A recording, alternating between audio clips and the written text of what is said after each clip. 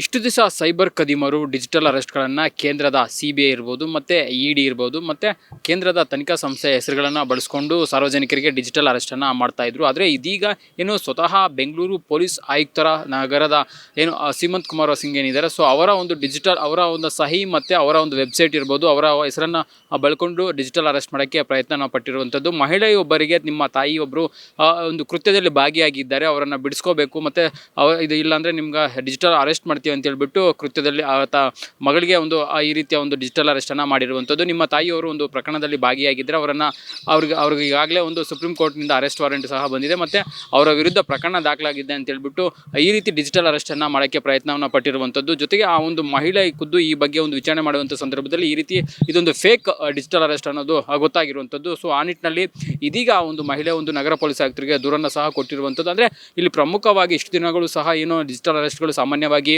ಕೇಂದ್ರದ ED ಇರ್ಬೋದು ಮತ್ತು CBI ಇರ್ಬೋದು ಮತ್ತು ಏನು ಮುಂಬೈ ಪೊಲೀಸರು ಅಂತ ಹೇಳಿಬಿಟ್ಟು ಕರೆಗಳನ್ನು ಮಾಡ್ತಾಯಿದ್ರು. ನಿಮ್ಮ ಹೆಸರಿನಲ್ಲಿ ಪಾರ್ಸಲ್ಗಳು ಬಂದಿದೆ ಮತ್ತು ಈ ಒಂದು ಪಾರ್ಸಲ್ನಲ್ಲಿ ಸಾಕಷ್ಟು ಲೋಪದೋಷಗಳಾಗಿದೆ ಮತ್ತು ಇದು ಅಪರಾಧ ಕೃತ್ಯಗಳಲ್ಲಿ ಭಾಗಿಯಾಗಿದೆ, ನಿಮ್ಮ ಅಕೌಂಟ್ ಹೆಸರನ್ನು ಹೇಳ್ಬಿಟ್ಟು ಮತ್ತು OTP ಬರುತ್ತೆ, OTPಯನ್ನು ಹೇಳ್ಬಿಟ್ಟು ಅಂದ್ಬಿಟ್ಟು ಅವ್ರ ಅಕೌಂಟ್ನಲ್ಲಿ ಇದ್ದಂಥ ಅಮೌಂಟನ್ನು ಸಹ ಒಂದು ವರ್ಗಾವಣೆ ಮಾಡ್ಕೊಳ್ತಾ ಇದ್ರು. ಆದರೆ ಇದೀಗ ಸ್ವತಃ ಬೆಂಗಳೂರು ನಗರ ಪೊಲೀಸ್ ಆಯುಕ್ತರ ಹೆಸರಿನಲ್ಲೇ ಈ ರೀತಿ ಡಿಜಿಟಲ್ ಅರೆಸ್ಟ್ ಮಾಡೋಕ್ಕೆ ಮುಂದಾಗಿರುವಂಥದ್ದು ಹೊಸ ಒಂದು ಪ್ರಕರಣ ಬೆಳಕಿಗೆ ಬರ್ತಾ ಇರುವಂಥದ್ದು. ಅಂದರೆ ಇಷ್ಟು ದಿನವೂ ಸಹ ಉತ್ತರ ಭಾರತದ ಬರುವಂತಹ ಏನು ಪೊಲೀಸ್ ಉತ್ತರ ಪ್ರದೇಶ ಇರ್ಬೋದು ಮತ್ತು ಮಧ್ಯಪ್ರದೇಶ ಮತ್ತು ಚೆನ್ನೈ, ಮುಂಬೈ ಈ ರೀತಿ ಹೆಸರುಗಳನ್ನು ಏನು ಡಿಜಿಟಲ್ ಅರೆಸ್ಟ್ಗೆ ಆರೋಪಿಗಳು ಮತ್ತು ಸೈಬರ್ ಕ್ರೈಮ್ ಆರೋಪಿಗಳು ಬಳಸ್ಕೊತಾ ಇದ್ರು. ಆದರೆ ಇದೀಗ ಸ್ವತಃ ಏನು ನಗರ ಪೊಲೀಸ್ ಆಯುಕ್ತರಾದಂಥ ಸೀಮಂತ್ ಕುಮಾರ್ ಸಿಂಗ್ ಏನಿದ್ದಾರೆ, ಸೊ ಅವರ ಒಂದು ಸಹಿಯನ್ನು ಸಹ ಒಂದು ದುರ್ಬಳಕೆ ಮಾಡ್ಕೊಂಡಿರುವಂಥದ್ದು ಮತ್ತು ಅದರ ಜೊತೆಗೆ ಏನಂದರೆ ಅವರ ಸಹಿ ಮತ್ತು ಅವರ ಕಚೇರಿಯ ಸೀಲನ್ನು ಸಹ ದುರ್ಬಳಕೆ ಮಾಡಿಕೊಂಡು ಈ ರೀತಿ ನಾವು ಬೆಂಗಳೂರು ಪೊಲೀಸರು ನಿಮ್ಮ ತಾಯಿಯವರು ಇಂತಹ ಒಂದು ಪ್ರಕರಣದಲ್ಲಿ ಭಾಗಿಯಾಗಿದ್ದಾರೆ ಮತ್ತು ಅವರನ್ನು ಅರೆಸ್ಟ್ ಮಾಡಬೇಕಾಗುತ್ತೆ, ನಮಗೆ ನಿಮ್ಮ ಮನೆಯ ವಿಳಾಸವನ್ನು ವಾಟ್ಸಪ್ ಮುಖಾಂತರ ಲೊಕೇಶನ್ ಮಾಡಿ ಅಂತ ಹೇಳ್ಬಿಟ್ಟು ಅವರಿಗೆ ಒಂದು ಬೆದರಿಕೆ ಹುಟ್ಟಿರುವಂಥದ್ದು. ಮತ್ತು ಇದ್ರ ಬಗ್ಗೆ ಆ ಒಂದು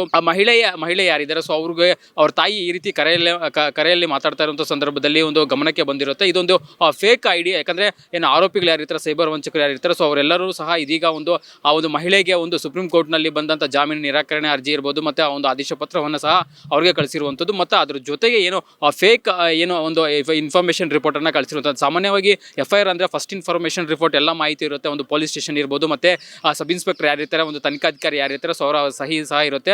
ಅದ್ರ ಜೊತೆಗೆ ಬೇರೆ ಮಾಹಿತಿಗಳನ್ನು ಸಹ ಒಳಗೊಂಡಂಥ FIR ಸಹ ದಾಖಲು ಮಾಡ್ತಾರೆ. ಆದರೆ ಅವ್ರಿಗೆ ಸೈಬರ್ ಕದಿಮರು ಮತ್ತು ಕಳಿಸಿರುವಂಥದ್ದು ಕೇವಲ ಒಂದು ಇನ್ಫಾರ್ಮೇಷನ್ ರಿಪೋರ್ಟ್ ಅಂತ ಒಂದು ನಕಲಿ ದಾಖಲೆಯನ್ನು ಸೃಷ್ಟಿ ಮಾಡಿ ಕಳಿಸಿರುವಂಥದ್ದು. ಅದ್ರ ಜೊತೆಗೆ ಏನು ಸುಪ್ರೀಂ ಕೋರ್ಟ್ನಿಂದ ಅರೆಸ್ಟ್ ಏನು ಪ್ರತಿ ಏನಿರುತ್ತೆ ಅದು ಜಾಮೀನು ಪ್ರತಿ, ಸೊ ಅದನ್ನು ಸಹ ಅವರು ಕಳಿಸಿ ಈ ರೀತಿ ಬೆದರಿಕೆಯನ್ನು ಒಟ್ಟಿರುವಂಥದ್ದು. ಮತ್ತು ಈ ರೀತಿ ಏನು ಬೆದರಿಕೆ ಒಡ್ಡಂಥ ಸಂದರ್ಭದಲ್ಲಿ ಒಂದಷ್ಟು ಹಣವನ್ನು ಬೇಡಿಕೆಗೆ ಸಹ ಅವರು ಪ್ರಯತ್ನ ಪಟ್ಟಿರುವಂಥದ್ದು. ಆದರೆ ಆ ಒಂದು ಮಹಿಳೆಯ ಮಗಳು ಯಾರಿದ್ದಾರೆ, ಸೊ ಅವರು ಈ ಒಂದು ಪ್ರಕರಣದಿಂದ ಎಚ್ಚೆತ್ತುಕೊಂಡು ಡಿಜಿಟಲ್ ಅರೆಸ್ಟ್ನಿಂದ ತಪ್ಪಿಸ್ಕೊಂಡಿರುವಂಥದ್ದು. ಯಾಕಂದರೆ ಈ ರೀತಿ ಫೇಕ್ ಆಗಿ ಏನು ಸೀಲನ್ನು ಇರ್ಬೋದು ಮತ್ತು ಫೇಕ್ ಆಗಿ ಒಂದು IDಗಳನ್ನು ಸೃಷ್ಟಿ ಮಾಡ್ಕೊಂಡಿರುವಂಥದ್ದು ಮತ್ತು ಫೇಕ್ ಆಗಿ ಸೀಲ್ಗಳನ್ನು ದುರ್ಬಳಕೆ ಮಾಡ್ಕೊತಾ ಇರೋದು. ಅಂದರೆ ಇಷ್ಟು ದಿನಗಳು ಸಹ ಏನು ಕೇಂದ್ರದ CBI ಮತ್ತು ED ಇರ್ಬೋದು ಮತ್ತು ಏನು IT ಇರ್ಬೋದು ಈ ರೀತಿ ಏನು ಕರೆಗಳನ್ನು ಮಾಡಿಬಿಟ್ಟು ಸಾರ್ವಜನಿಕರಿಗೆ ನಿಮ್ಮ ವಿರುದ್ಧ ಪ್ರಕರಣ ದಾಖಲಾಗಿದೆ ಮತ್ತು ಈ ಒಂದು ಪ್ರಕರಣಗಳ ರದ್ದು ಮಾಡಬೇಕಂದ್ರೆ ಇಷ್ಟು ಅಮೌಂಟನ್ನು ನೀವು ಟ್ರಾನ್ಸ್ಫರ್ ಮಾಡಬೇಕು ಅಂತ ಹೇಳ್ಬಿಟ್ಟು ಬೆದರಿಕೆಯನ್ನು ಹಾಕ್ತಾಯಿದ್ರು. ಆದರೆ ಇದೀಗ ಸ್ವತಃ ನಗರ ಪೊಲೀಸ್ ಆಯುಕ್ತರ ಒಂದು ಬೆಂಗಳೂರು ನಗರ ಪೊಲೀಸ್ ಆಯುಕ್ತರ ಒಂದು ಸೀಲ್ ಇರ್ಬೋದು ಮತ್ತು ಅವರ ಸಹಿ ಇರ್ಬೋದು ಮತ್ತು ಅವರ ಕಚೇರಿಯ ಫೈಲ್ಗಳನ್ನು ಸಹ ದುರ್ಬಳಕೆ ಮಾಡ್ಕೊತಾ ಇರೋದು ಮೇಲ್ನೋಟಕ್ಕೆ ಕಂಡು ಬಂದಿರುವಂಥದ್ದು. ಈ ಬಗ್ಗೆ ಇದೀಗ ಒಂದು ಸಹ